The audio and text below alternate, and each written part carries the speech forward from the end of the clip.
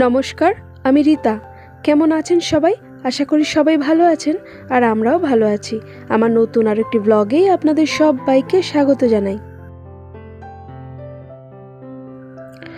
আজ আমার ঘুম থেকে উঠতে একটু দেরি হয়ে গিয়েছিল, তাই যথারীতি মুখ ধুয়ে হাসতে হাসতে দেখি হাজব্যান্ডের চা করা হয়ে গেছে। আর এই তো তিনজনের জন্য চা বানিয়ে নিয়ে উনি ঘরে যাচ্ছেন, আর এরই মধ্যে আমিও মুখ ধুয়ে চলে এসেছি ফ্রেশ হয়ে একেবারে। তো সোনা তো ঘরেই আছে, তো এখন তিনজনে বসে একসঙ্গে চা খেয়ে নেব। আর তারপর হাজব্যান্ড কাজে বেরোবে, তার জন্য একটু টিফিনেরও জোগাড় করতে হবে, আর এরপরে সোনাকেও পড়তে বসাতে হবে। তো আমরা সকালবেলা উঠে প্রত্যেকেই ঈষদুষ্ণ গরম জল খেয়ে থাকি। তো আমার আর সোনার বাবার তো খাওয়া হয়ে গেছে, তবে সোনারটা এখনো হয়নি, তাই সোনার জন্যই গরম জলটা করে এনে দিলাম। আর এরপর বেশ কিছুটা সময় কেটে গিয়েছে, হাজব্যান্ডের জন্য একটু আলু চচ্চড়ি করে দিয়েছিলাম, সে তো মুড়ি খেয়ে চলে গেছে তার কাজে। আর এই কুলগুলো বেশ কিছুদিন আগে এনেছি, তো তারপর রোদে দিয়ে শুকিয়ে এরকম লাল লালও হয়ে গিয়েছে। তো এখনও সামনেটা বেশ রোদ চলে এসেছে, তো ভাবলাম আর একটু শুকিয়ে নিই, তারপর এটা দিয়ে আচার করে ফেলবো।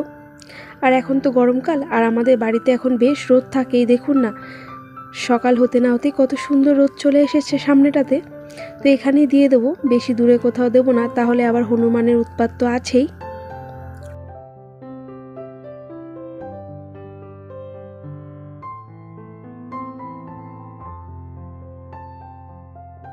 আর হাজব্যান্ডকে বলেছিলাম যে অল্প করে কুল নিয়েও একটু আচার বানাবো, আর বলতেই সে দেখুন প্রায় 2 কিলো কুল নিয়ে চলে এসেছে, যদিও শুকিয়ে অনেকটাই কমে গেছে। আর এরই মধ্যে অনেক কাজকর্ম সেরে ফেলেছি, প্রচণ্ড পরিমাণে খিদেও পেয়ে গেছে। তো একটু আটা মাখা ছিল, তো সেটা দিয়েই এখন 4টে রুটি বানিয়ে নিলাম।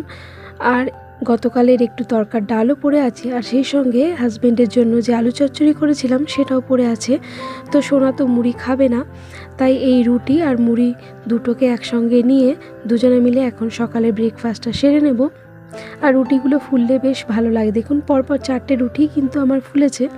তবে রুটি আমার হাতে বেশ ভালোই ফোলে, খুব কম দিনই আছে যে রুটি ফোলে না। যাই হোক, সোনাকে না ওই নতুন ঘরটাতে পড়তে বসিয়েছি, আর এখানে আমি ততক্ষণে কাজগুলো সেরে নিয়েছি। আর এই তো আপনাদের সঙ্গে গল্প করতে করতে সকালের ব্রেকফাস্টের জোগাড়টা করে নিলাম। আর এখানে ব্রেকফাস্টগুলো রুটি আর মুড়ি মিশিয়ে যা যা খাবো সেগুলো একটা ট্রেতে করে সাজিয়ে নিয়ে এখন ওই নতুন ঘরের দিকে চলে যাব। তবে নতুন ঘরটায় আমরা এখনও রাতের বেলা থাকা শুরু করিনি, কারণ এখনও সেভাবে কোনো পুজো দিইনি। শুধুমাত্র শ্রী মাতাজিকে ছোটোখাটো করে ঘরোয়া পুজো যেমন দিই সেটাই দিয়েছি। আর এই তো চলে এলাম। এটা কোনো রকম ডেকোরেশনও এখনও করা হয়নি, শুধুমাত্র একটা চৌকি ছিল, সেটাকে এটা পেতে নিয়েছি যাতে সোনাকে এখানে মাঝে মধ্যে পড়াতে বসাতে পারি। তবে হ্যাঁ, জানালার পর্দাগুলো শুধুমাত্র টানিয়ে নিয়েছি।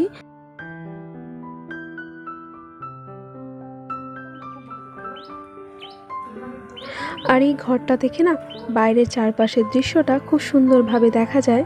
আর এই ঘরের পাশেই একটা পুকুর আছে, আর ছোটোখাটো একটু বাগানও রয়েছে, চারিদিকটা সবুজে ঘেরা, দেখতে ভারী সুন্দর লাগে, তাই না?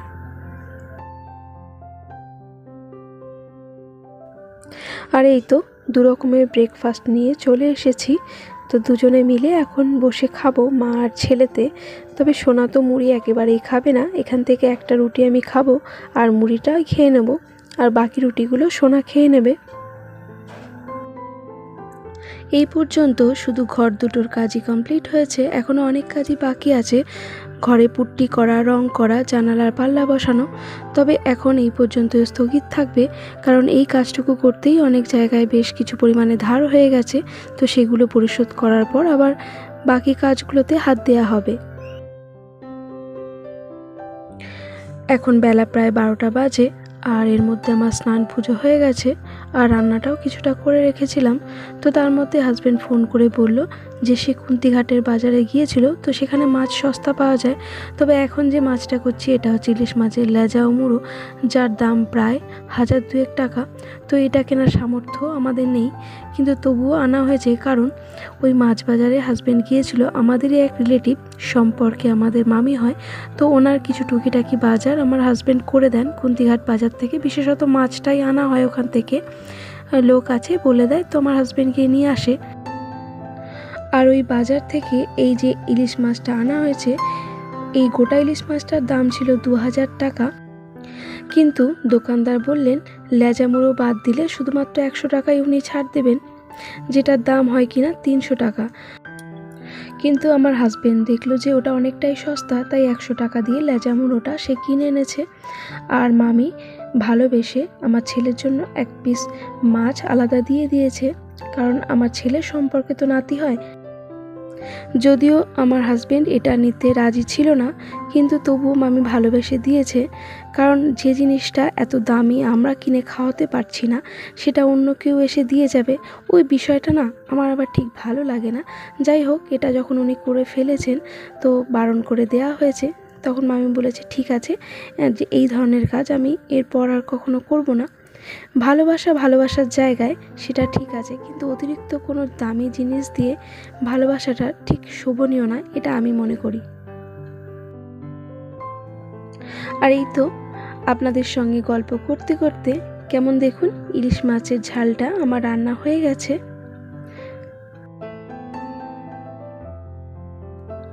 আর এবারে ইলিশ মাছের যে মুড়োটা এনেছে তো সেটা দিয়ে ভাবলাম একটা চচ্চড়ি বানাবো। তো ঘরে তো অনেক সবজি আছে, তার মধ্যে শিম, বেগুন, আলু, টমেটো সমস্ত কিছু দিয়ে এটাকে একটু হালকা করে ফ্রাই করে সর্ষে বাটা দিয়ে ঢেকে দিলাম। আর তারপর এখানে বেশ কিছুটা পাঁচফোড়ন নিয়ে এসেছিল, তো সেটাকে অনেক দিন ধরে রিফিল করা হচ্ছে না, কারণ কিছুটা পরিমাণে পুরো ছিল, তাই রাখবো করে আর হয়ে উঠছিল না। তো আজকে দেখলাম পুরোটাই শেষ হয়ে গেছে, তাই আবার রিফিল করে নিলাম। আর চচ্চড়িটা করার জন্য এটাকে পুরো হালকা করে ভেজে নিয়ে প্রেসার কুকারে দিয়েছিলাম সর্ষে বাটা দিয়ে। আর এই তো নামিয়ে নিয়ে তেলের মধ্যে একটু পাঁচফোড়ন দিয়ে তারপর এটাকে সাঁতলে নিলাম। আর এই তো চচ্চড়িটাও আমার এখানে হয়ে এসেছে, তবে মুড়োটা সম্পূর্ণ দিইনি, অর্ধেকটা দিয়েছিলাম আর বাকি অর্ধেকটা রেখে দিয়েছি, আগামীকাল কোনো একটা চচ্চড়িতে দিয়ে দেবো। তো খেতে সত্যি সুন্দর হয়েছিল। এছাড়াও রান্না করেছিলাম পেঁয়াজ, আলু আর সজনে ফুল দিয়ে একটা ভাজি, আর তার সঙ্গে ছিল ইলিশ মাছের ঝাল, আর এই যে ইলিশ মাছের মুড়ো দিয়ে চচ্চড়ি। তাহলে চলুন খাওয়া দাওয়াটা সেরে নিই। প্রথমে সোনাকে এখন দিয়ে দেবো, তারপরে আমি খেতে বসবো।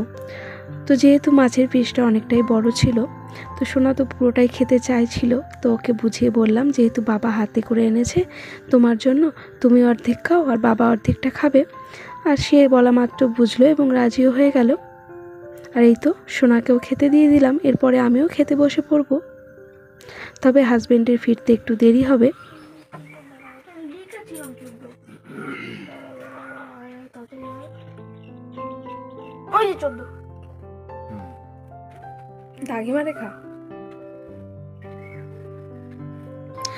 আজ হলো নেক্সট ডে, আর আজকে অনেক দিন পর সোনার স্কুল খুললো। এতদিন তো সোনাদের স্কুলে যেহেতু উচ্চ মাধ্যমিক পরীক্ষার সিট পড়েছিল, তাই বেশ কিছুদিন বন্ধ ছিল।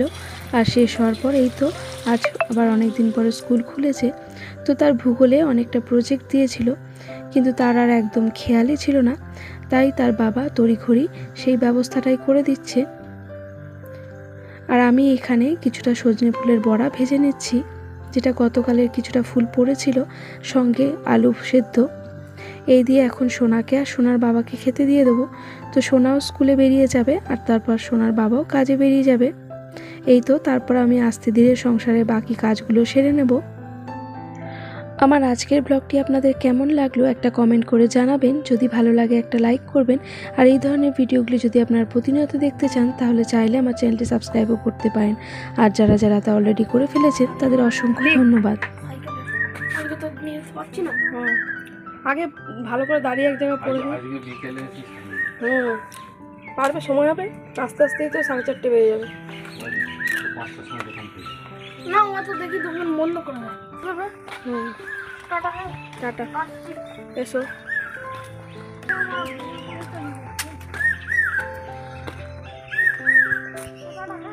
টাটা। আর দুপুরে খেয়ে নিও। চলুন তাহলে আজকের ভিডিওটা এই পর্যন্তই রাখলাম। সকলে ভালো থাকবেন, আবারও দেখা হবে।